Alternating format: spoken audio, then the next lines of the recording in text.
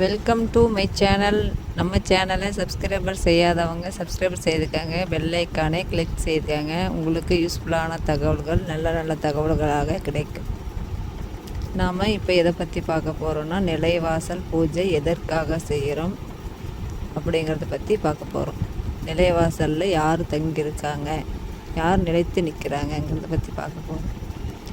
பொதுவாக ஒரு வீடு கட்டுற போது பூமி பூஜைக்கு பிறகு நாம் செய்ய வேண்டிய மிக முக்கியமான பூஜை எதுன்னு பார்த்தீங்கன்னா வாசக்கால் பூஜை. அதுக்கு நிலைவாசல் என்று பெயர். நிலைவாசல் பூஜை ஏன் செய்கிறோம், எதற்கு செய்கிறோம், நிலைவாசலில் யார் தங்கி நிற்கிறாங்க, நிலைவாசலில் நம் குலதெய்வம் தங்கி இருக்கிறார்கள். மிக முக்கியமான பூஜை இது. தெய்வீக சக்திகள் அங்கே நிலைத்து நிற்கணும்னா தெய்வங்கள் இருந்த இடத்தில் இருந்தே நம்மை காக்கக்கூடிய தெய்வம் என்று சொன்னால் நம் குலதெய்வம். சரி, நம் குலதெய்வம் நம்ம வீட்டு வாசக்காலில் நிலைத்து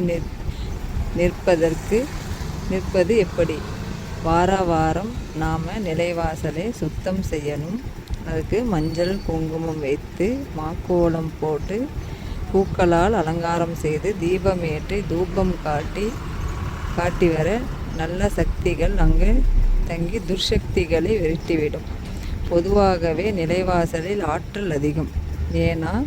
நிலைவாசல் வைக்கும் போதே ஆகர்ஷண சக்தியை அங்கே அடக்கிடுறாங்க. நவதானியம், செம்பு, 5 உலோகங்களையும் வைத்து அந்த நிலைவாசலை நிலைநிறுத்துறாங்க. அப்படின்னா இந்த நிலைவாசலுக்கு சக்திகள் அதிகம். வாசலில் நம்ம குலதெய்வம் குடியிருக்கும். அதை வாரம் நாம் இந்த மாதிரி தூப தீப ஆராதனை காட்டி நிலைவாசலை நாம் முறையாக வழிபடணும். சமையல் அறையும் நம்ம சுத்தம் செய்து அங்கே மாக்கோலம் போட்டு கேஸ் ஸ்டவ்க்கெல்லாம் அடுப்பாங்கரைக்கு இதுக்கெல்லாம் மாக்கோலம் போட்டு மஞ்சள் குங்குமம் வச்சு நாம் அன்னபூரணி தாயாரை முறையாக வழிபடணும்.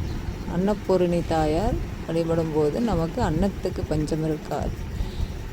அன்னபூரணி தாயாரை ஒரு கிண்ணத்தில் அமர்த்தி அதுக்கப்புறம் ஒரு வெற்றிலை மேலே ஒரு நல்லெண்ணெய் தீபம் ஏற்றி அன்னபூரணி தாயாரை பூக்களால் அலங்காரம் செய்து இந்த மாதிரி நம்ம வழிபட்டு வரும்போது நமக்கு அன்னக்குறைவு இருக்காது. தாயாரோடைய கடைக்கண் பார்வையும் பட்டு நமக்கு கிடைத்த செல்வங்களும் நிலைத்து இருக்கும். நிலைவாசல் பூஜையோடு நாம் சமையலறை பூஜையும் பார்த்துட்டோம்.